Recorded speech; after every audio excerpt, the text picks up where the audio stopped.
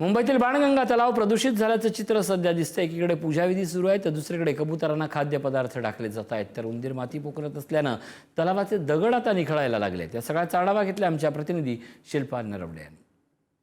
मुंबईतला प्रसिद्ध असलेला आणि हेरिटेज असलेला बाणगंगा तलावाचा सध्या बोजवारा उडताना पाहायला मिळतोय। सध्या मी ह्या तलावाच्या बाजूलाच उभी आहे आणि आपण जर पाहिलं तर हा जो तलाव आहे, विशेष म्हणजे अधिक मासाचा महिना चालू आहे आणि या महिन्यामध्ये मोठ्या प्रमाणावर पूजा अर्चा केल्या जातात। त्यासाठी महाराष्ट्राच्या कानाकोपऱ्यातून या बाणगंगाच्या तलावाच्या इथे येऊन पूजा केली जात असल्याचं पाहायला मिळते। आपण जर पाहिलं तर सकाळी पहाटे 4 वाजल्यापासूनच ही गर्दी दिवसभर अशीच पाहायला मिळते। मात्र आपण जर पाहिलं तर समोर हा तलाव दिसतोय, तलावाचं पाणी देखील अटलेलं पाहायला मिळतंय आणि आजूबाजूला जर पाहिलं तर आपण कचऱ्याचे ढिगारे असतील, त्याचबरोबर कचरा पूर्ण पाहायला मिळतोय। विशेष म्हणजे दुसरीकडे जर आपण पाहिलं तर कबुतरांना खाद्यपदार्थ टाकलं जाते।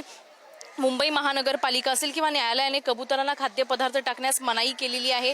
मुंबईतला दादरचा जो कबुतरखाना आहे तो बंद करण्यात आलेला असताना दुसरीकडे जर आपण पाहिलं तर इथे बाणगंगा तलाव आहे, त्या तलावाच्या बाजूलाच कबुतरांना खाद्यपदार्थ टाकण्यात येतंय।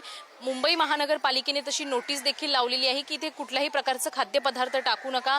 वारंवार इथल्या कर्मचाऱ्यांकडून देखील पालिकेच्या सांगण्यात येते। मात्र जे नागरिक किंवा इथे पूजा करण्यासाठी आलेले कानाकोपऱ्यातून देशाच्या जे नागरिक आहेत ते मात्र या सूचनेकडे दुर्लक्ष करताना पाहायला मिळतात। मुंबई महानगरपालिकेच्या नियमांचं कुठेतरी उल्लंघन होताना आपल्याला ह्या बाणगंगा तलावावर पाहायला मिळतंय।